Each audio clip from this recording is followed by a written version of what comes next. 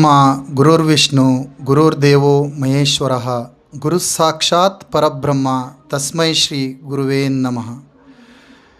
ಇಂದು ವಿಶ್ವದಾದ್ಯಂತ ಆಚರಿಸುತ್ತಿರುವಂತಹ ಗುರುಪೂರ್ಣಿಮೆಯನ್ನು ನಮ್ಮ ಕೆನರಾ ಶಾಲೆಯಲ್ಲಿಯೂ ಸಹ ಆಚರಿಸಲಾಯಿತು. ಈ ಒಂದು ಕಾರ್ಯಕ್ರಮಕ್ಕೆ ಮಾತಾಜಿ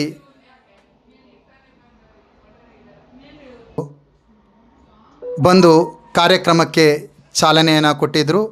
ಅವರು ಮಕ್ಕಳನ್ನು ಉದ್ದೇಶಿಸಿ ಗುರುವಿನ ಮಹಿಮೆಯನ್ನು, ಅಂದರೆ ಅಜ್ಞಾನದಿಂದ ಜ್ಞಾನದ ಕಡೆಗೆ, ಕತ್ತಲೆಯಿಂದ ಬೆಳಕಿನ ಕಡೆಗೆ ಕೊಂಡೊಯ್ಯುವಂಥವನು ಗುರು, ಅಂತಹ ಒಂದು ಗುರುಪೂರ್ಣಿಮೆಯನ್ನು, ವ್ಯಾಸರಾಯರ ಜನ್ಮದಿನವನ್ನು ಇವತ್ತು ಗುರುಪೂರ್ಣಿಮೆಯಾಗಿ ಆಚರಿಸ್ತಾ ಇದ್ದೀವಿ. ಗುರುವಿನ ಮಹಿಮೆಯನ್ನು ಸಾರಿ ಮಕ್ಕಳನ್ನು ಉದ್ದೇಶಿಸಿ, ಗುರು ಮಾತೆಯರನ್ನು, ಗುರು ವೃಂದದವರನ್ನು ಉದ್ದೇಶಿಸಿ ಕೆಲವು ಹಿತನುಡಿಗಳನ್ನು,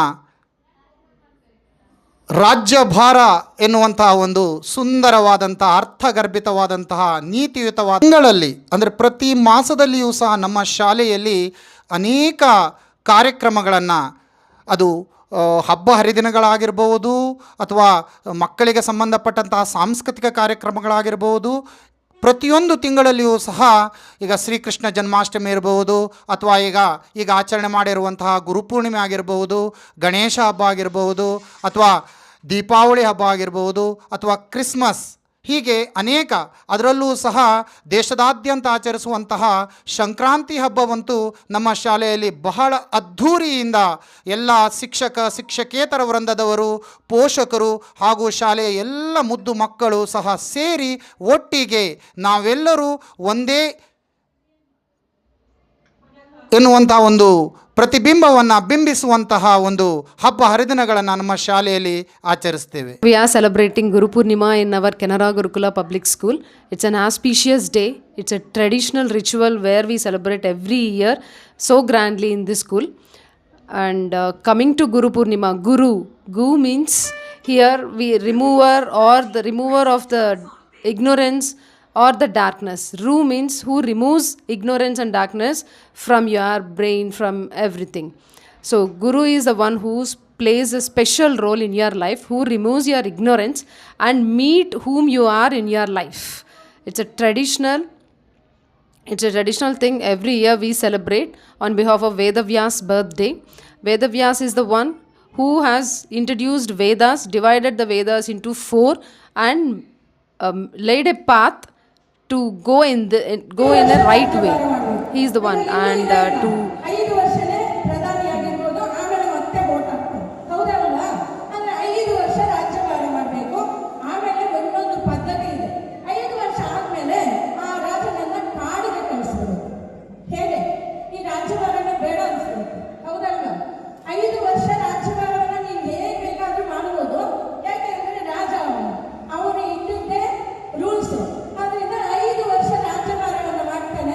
ಮಕ್ಕಳಿಗೆ ಈ ಕಥೆಯನ್ನು ಚೆನ್ನಾಗಿ ನೆನಪಿಟ್ಕೊಳ್ಬೇಕು.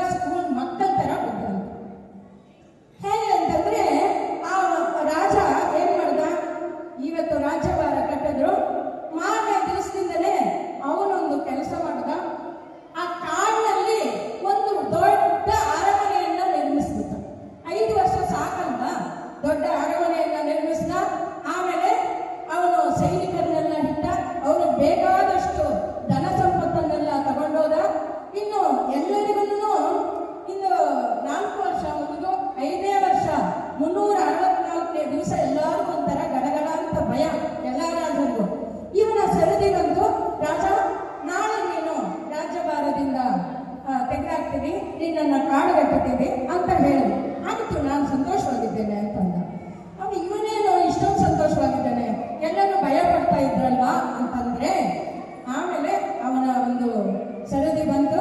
ಅವನನ್ನ ತೆಗೆದು ಒಬ್ಬ ಸ್ವಲ್ಪ ಜನ ಅವನ ಹಿಂದೆ ಹೋಗಿ ಕಾಡಿಗೆ ಹತ್ತು ಬಿಟ್ಟು ಬರ್ತಾರೆ. ಅವಾಗ ಹೋದ್ರೆ ಕಾಡು ಏನ್ ರಾಜ್ಯ ಆಗ್ಬಿಟ್ಟಿದೆ. ಅಲ್ಲಿ ಏನು ಆ ಕಡೆ ಈ ಕಡೆ ಸಖಿಯರೆಲ್ಲ ಹೂವನ್ನ ಹಾಕ್ತಾ ಆ ರಾಜನಿಗೆ ಸ್ವಾಗತ, ಸೈನಿಕರೆಲ್ಲ ಅವನಿಗೆ ಮಂತ್ರೋಚ್ಚಾರಣೆ ಎಲ್ಲ ಇದು ಋತ್ವಿಕರೆಲ್ಲ ಮಂತ್ರ ಮುಗ್ಧರಾಗಿ ಅವರೆಲ್ಲ ಮಂತ್ರ ಘೋಷವನ್ನ ಮಾಡ್ತಾರೆ. ಇನ್ನು ಅಲ್ಲಿ ದೊಡ್ಡ ಅರಮನೆ. ಹೋದ್ರೆ ಇದೇನಿದು ಕಾಡು ತರ ಇಲ್ಲ ಅಲ್ವಾ, ಇದೊಂದು ದೊಡ್ಡ ರಾಜ್ಯವಾಗಿದೆ ಅಂತ ಹೇಳಿ ಅವ್ರು ಹೇಳಿದ್ರೆ, ಹೌದು ಯಾವತ್ತು ನನಗೆ ಪಟ್ಟಾಭಿಷೇಕ ಮಾಡಿದ್ರು ಅವತ್ತು ಮಾರನೇ ದಿವಸದಿಂದ ಇಲ್ಲೊಂದು ರಾಜ್ಯಭಾರವನ್ನ ಕಟ್ಕೊಂಡೆ. ಯಾಕೆ ಅಂದ್ರೆ ಇದು ಶಾಶ್ವತವಲ್ಲ ಅಂತ ನನಗೆ ಗೊತ್ತಿತ್ತು. ಶಾಶ್ವತವಾದ ನನ್ನೊಂದು ಮನೆಯನ್ನ ನಾನು ಕಟ್ಕೊಂಡೆ. ಅದು ಯಾವುದಾಗಿರಬೇಕು ಅಂತಂದ್ರೆ ಅದನ್ನು ರಾಜ್ಯಭಾರವನ್ನ ಕಟ್ಟಿರಬಹುದು. ಆದರೆ ನಾವೆಲ್ಲರೂ ಕೂಡ ಆ ಗುರು ಪರಂಪರೆಯನ್ನ ಅನುಸರಿಸಿ ಗುರುಗಳಿಗೆ ಶರಣಾಗಿ ಗುರು ವಾಕ್ಯವನ್ನ ಪರಿಪಾಲನೆ ಮಾಡಿ ಆ ಗುರು ವಾಕ್ಯದ ಪರಿಪಾಲನೆಯಿಂದ ಮೋಕ್ಷ ಸಾಮ್ರಾಜ್ಯವನ್ನ ಇನ್ನು ನಾವು ಈ ಜನನ ಮರಣ ಚಕ್ರದಲ್ಲಿ ಸಿಲುಕದೇ ಇರುವಂತಹ ಒಂದು ಸ್ಥಾನಕ್ಕೆ ಹೋಗ್ಬೇಕು ಅನ್ನೋದು ಈ ಒಂದು ಕಥೆಯ ಒಂದು ಇದು ಸಾರಾಂಶ. ಹಾಗಾಗಿ ಇವತ್ತು ತುಂಬಾ ಹೊತ್ತು ಮಾತಾಡೋದಕ್ಕೆ ನನಗೆ ಸಮಯನೂ ಇಲ್ಲ. 3 ಕಾರ್ಯಕ್ರಮ ಇದೆ, ಅಲ್ಲಿಗೆ ಹೋಗ್ಬೇಕಾಗಿದೆ.